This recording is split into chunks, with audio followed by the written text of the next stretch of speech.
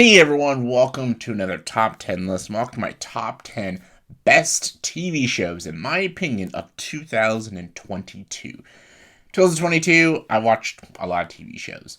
Uh, More than I usually do every year, because every year I pick a handful of shows and give them a watch. And if I like them, I continue them. If I don't like them, I give up after like 2 episodes and stuff. I haven't done a best TV shows list in 5, 6 years because I've never watched enough shows to make a best list. I've watched quite a bit, almost to the point that, well, it is to the point I can make a best and worst now. I'm going to be doing my worst of 2022 and my best. And I know a lot of people are going to be like, why am I doing this so early? Simple reason is I'm probably not going to watch much more television shows other than the ones I'm still finishing for the year, like House of the Dragon and Rings of Power and stuff. Luckily for those shows, I'm so much into them now, I can tell if I'm liking it or not and stuff. So those shows I will obviously finish when they're done, and I'll probably watch like Tales from the Star Wars or the Wednesday Addams show and stuff. So if those shows happen to go on my best, when the shows come out in the comments below this video, I'll say that they would make this list. But I don't know. I don't know if they will. Who knows? But these 10 shows for me were the highlights of television for me personally of 2022. Some people might not agree. Some people might hate some of these shows. That's your prerogative. This is just my opinion, my best of 2022. And there were a couple other shows that almost made the list. I'll talk about those briefly. First one is The Sandman. I think this is the only superhero comic book show that I liked this year. A lot came out. Wasn't a fan of really any of them, but this one. It had a good atmosphere. I loved its spooky vibe, and the lead performance was really strong. It was good. I really enjoyed it. I also liked The Terminal List. People really didn't like it. Critics were kind of bashing the shit out of it. I actually didn't mind it. I thought that was pretty good. I liked it, and I liked Chris Pratt in the show. So I don't know. I guess that's just me. I enjoyed it. And another one was the Cuphead show. I enjoyed the Cuphead show. That was a fun little. It was like not a very long show. It was like 10 minutes an episode, but it was enjoyable. I enjoyed it. So didn't quite make my top tens, but number 10. I'm going to be cheating for my number 10 because this show came out at the very ending of December of 2021, but the rest of the episodes of the season was 2022. So when television's so complicated because some people only count shows if they start in that year, and it counts for that year, but some people don't count that as long as most of the episodes were in that year, or some people say, I don't give a fuck, as long as there was a episode that year, it still counts. So everyone's different when they do top lists of television shows. Television's so complicated. But I counted this, and that is the show 1883. 1883 is the prequel story of Yellowstone, about the Dutton family and stuff. Love Yellowstone. Actually thought 1883 was better than the last season of Yellowstone. The last season of Yellowstone was good, but very flawed. But 1883 was really fucking wicked. It brought me into this Western feel, great atmosphere, great world building. It didn't even feel like it was part of the Yellowstone, other than the Dutton name. Like, it felt like a completely different show from Yellowstone, which I liked because I love Yellowstone as a show. It's a great show. I love that this prequel felt almost nothing like it. It sounded the same, like tone and grittiness, but it didn't feel like these characters felt like nothing from the other show, and the stuff they talk about and the stories and stuff are nothing like Yellowstone. It feels like a completely fresh show, and that's why I loved it so much. And I loved Sam Elliott in the show. He was incredible. One of the best performances he gives in anything I've seen him in. He is incredibly good in this show. And holy crap, the ending, which is the final episode, had me on the edge of my seat. I fucking loved it. But yeah, 1883, solid show. Number 9 was Reacher. This is a show I had no expectations for. I did not think it would do that good. I was like, at best, it would probably be entertaining, like mildly entertaining. But I don't know. I just like, yeah. But people were telling me, a friend of mine from work said, give it a watch. It's a good show. I'm like, okay. He was right. This show is solid show. Alan Richardson as Reacher, Jack Reacher, is super good. He's better than Tom Cruise was. I liked the first Jack Reacher with Tom Cruise. The second one sucked, but the first one was pretty good. This show makes both of those movies look like ass. This is how you do a Jack Reacher anything, show or movie. I love that it's a murder investigation. I love that Jack Reacher is actually like who he is in the books. Like he's jacked and everything, but he's not just this big oaf. He's actually a very smart investigator, and he's just such a great and badass character. And I loved Jack Reacher in this show, and I loved his partnership with the police officer and helping him solve what went down in this town and this murder that went down. And I love his love interest in the show. It's all really good, and the action is so brutal, like really violent and really dark show. And I really was just investigated with all this, everything that was going on with the story and these characters. And I really want there to be a season 2. It was just solid and a pleasant surprise. Jack Reacher.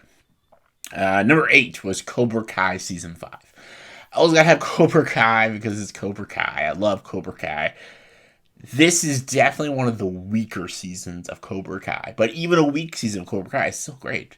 Still great. Like I think season 1 and season 4 were the best seasons of Cobra Kai. Season 1 was such a great opening to this Karate Kid show. Season 4, bringing in Terry Silver. Oh my god, so good. Season 5 was great, though. Terry Silver is the show stealer of this entire season. I loved he's recruiting new members. He's almost so villainous. The villains think he's too villainous. I love it. Stuff with Miguel. I love that Robbie and Miguel have like more of a friendship this season. The stuff with Johnny and Miguel's mother is really great. Having a baby with her, oh, so good. A lot of great moments. The showdown between Daniel and Terry was great with but yeah, really good stuff. I really had a lot of fun with that. I thought it was a great season. Again, the weaker of most of the seasons. I think it might be the weakest season of Cobra Kai. It's a little soap opera-esque, but I still really enjoyed it, and I still would definitely rewatch the season, so still one of my favorites of the year. So, yeah. Alright, number 7. Number 7 is a show I just came out of nowhere. I just randomly watched it on Disney+. It's an FX show called The Bear. The Bear. It's not about a bear. This is a cooking show, and it's about the realism and the stress of being a chef. It's basically about this chef that goes to this like kind of like lower tier level restaurant. It's almost like a diner, and he wants to build it up to be like the best it could be because he's like a high quality chef that goes into like he's worked in like some of the most like 5-star joints out there in the world, but this one is like this like kind of trashy low level diner restaurant, and he wants to build it to be something better and stuff. And I really liked it. I love that this show talks about the anxiety and the stress of being a cook. The show gives you anxiety just watching it with its editing, its acting, its direction. It's super, super enjoyable to watch. Not enjoyable isn't the best way. Like, you almost feel like you're going to have a fucking panic attack after each episode. Just really good. A lot of actors I don't even know in this show, but they're all really solid, and the show's really good. Really good. Number 6. Another just shows like I took a gamble on, and I'm glad I watched. And that's Tokyo Vice. Tokyo Vice stars Ken Watanabe and Ansel Elgort. And this is almost kind of like a spiritual sequel to Miami Vice. It has the same sort of atmosphere and style as Miami Vice. I loved this show. It was super good. Not only the two performances are good, but the atmosphere is good. Just I was so investigated with this story about this journalist from America, and he studies Japanese and learns about the Japanese culture, and he's investigating the Yakuza and stuff, and he needs help with this police officer who's been trying to take them down for a long time, but there's just so much corruption in this city that it's almost impossible. And season 2 is going to be coming out soon. Very much excited for it, but really, really enjoyed this show. It's a slow burn of a show, but it's so worth it. It's just so well paced, so well written. The cinematography is fantastic. Just it has this great atmosphere to it, and I just love it. And I really enjoyed Ansel Elgort in this film and just in this show. Sorry, feels like a movie when you watch it. Feels like a movie, but really good series. Can't wait for season 2. Number 5. This is a great 180 show. This is a show from episode 1 I did not even like. And then all of a sudden, after episode 2, 3, and 4, I was like, I fucking love it. And that is Star Trek Strange New Worlds. This show just really shocked the fucking shit out of me because I watched the first episode. And I didn't want to because Kurtzman, anything with the Kurtzman Star Trek universe, just, ugh. Star Trek Discovery is just trash. And Picard, oh god, Picard, that show's terrible too. Those are terrible shows. And just what he's done to Star Trek is just ridiculous. In Strange New Worlds, after the first episode, it felt like he was doing the same thing again. The stupid lens flares and shaky cam and this bleak atmosphere and tone, and just there's no likability in it, and there's no sense of wonder in the show. After the first episode of Strange New Worlds, I'm like, this show's gonna suck. I'm done. But then people kept telling me to keep watching because it gets better, and I'm like, it's not gonna get better. People told me about Discovery got better, and it didn't. But I said, fuck it. I grind through and kept going. And it did get better. It got a lot better. I got to know these characters more, and I got invested with their stories, and I liked some of the journeys they had to go through, and I loved there is some really dark and gritty episodes, but there's also some very fun, enjoyable episodes, and I felt like it tried its best in this universe that Kurtzman created, which is a terrible universe, but it tries its best to steer away from that and go back to the basics of what Star Trek was, and it's good. It's a very good show, and by the end of season 1, I do want more from it, because I forget what the guy's name, the main guy who plays Pike is an incredible actor, and he's the best actor to play Pike. The best. Better than the original actor, better than Bruce Greenwood. This guy's fantastic as Pike. And I love the whole cast. I love the crew. The visuals are great. And even with Spock, I was enjoying the stuff with him that's in this show. And I'm like, what?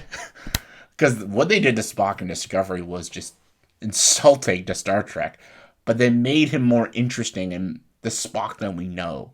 So, this show gives me hope from this Kurtzman universe. And yeah, I really enjoyed it, except for season 2. However, there is a better Star Trek show, and that's called The Orville. That's my number 4. The Orville, New Horizons.